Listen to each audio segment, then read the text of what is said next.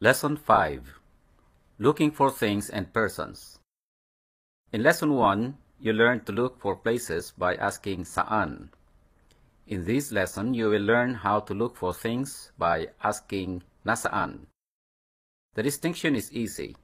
Saan is for places. Nasaan is for people and things. 1. Using nasaan to find things. Where is the money? Nasaan ang pera? Where is the food? Nasaan ang pagkain? Where is the beverage? Where is the drinking water? Where is the drink? Nasaan ang inumin? Where is the ticket? Nasaan ang ticket? Where are the clothes? Nasaan ang damit? Where is the jeepney? Where is the bus? Where is the train? Where is the tricycle? Nasaan ang sasakyan? Where is the container? Where is the bag? Where is the basket? Where is the box? Nasaan ang lalagyan? 2. Using nasaan to find people. Where is the leader? Where is the chief? Nasaan ang pangulo? Where is the instructor? Where is the teacher? Nasaan ang tagaturo? Where is dad? Where is father? Nasaan ang tatay? Where is your dad? Where is your father? Nasaan ang tatay mo? Where is his dad? Where is her dad? Where is her father? Nasaan ang tatay niya? Where is mom? Where is mother? Nasaan ang nanay? Where is your mom? Where is your mother? Nasaan ang nanay mo? Where is his mom? Where is her mom? Where is her mother? Nasaan ang nanay niya? Where is your friend? Nasaan ang kaibigan mo? Where is my friend? Nasaan ang kaibigan ko? Where is his friend? Where is her friend? Nasaan ang kaibigan niya? Where is my brother? Where is my sister? Nasaan ang kapatid ko? 3. Using mga to make plural. Where is your brother? Where is your sister? Nasaan ang kapatid mo? Where are your brothers and sisters? Nasaan ang mga kapatid mo? Where is your companion?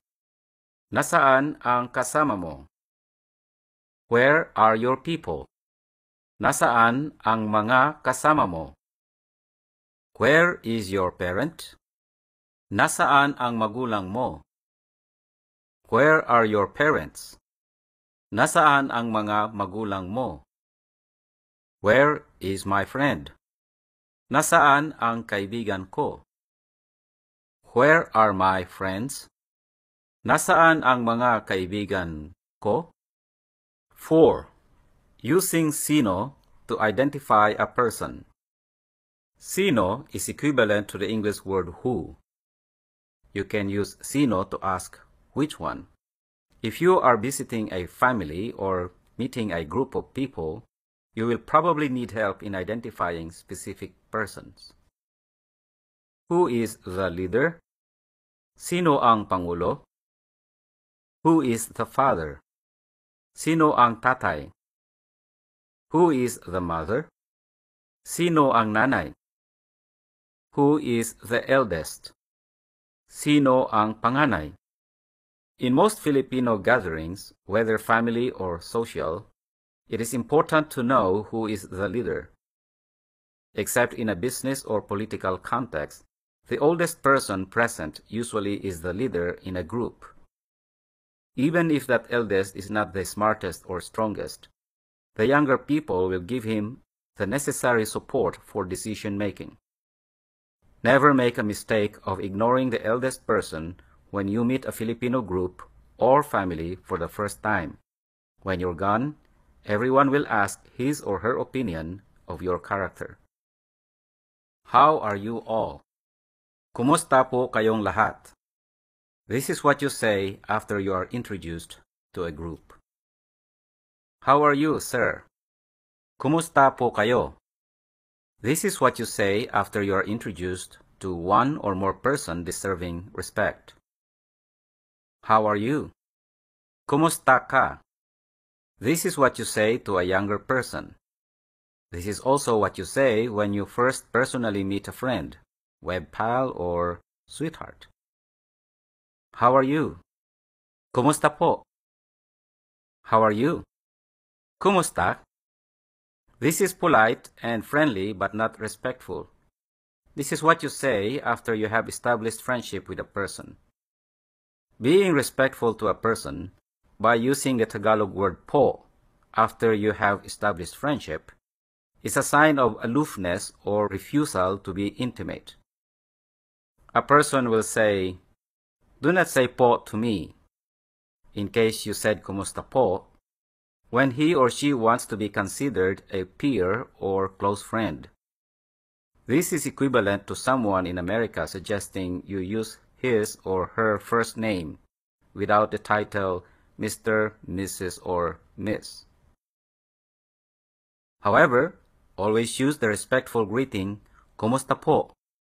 to those one generation older than you, like father, mother, uncle, auntie, grandparent, especially if you are apparently bigger, smarter, richer, or better dressed. Always. 5. Using nang with nasaan. The word nang is equivalent to of in English. It is one of the difficult Tagalog words to learn, but we'll make it easy. We pronounce it like the word nang. Its vowel sound is like that of the word hung, sung, rung, except you say it with N, of course. Where is the list of things to bring? Nasaan ang lista ng dadalhin? Where is the list of people coming? Nasaan ang lista ng sasama? Where is the list of things to do? Nasaan ang lista ng gagawin? Where is the place for money? Saan ang lagayan ng pera? Where is the place for food? Saan ang lagayan ng pagkain? Where is the place for trash? Saan ang lagayan ng basura? Where do you get food?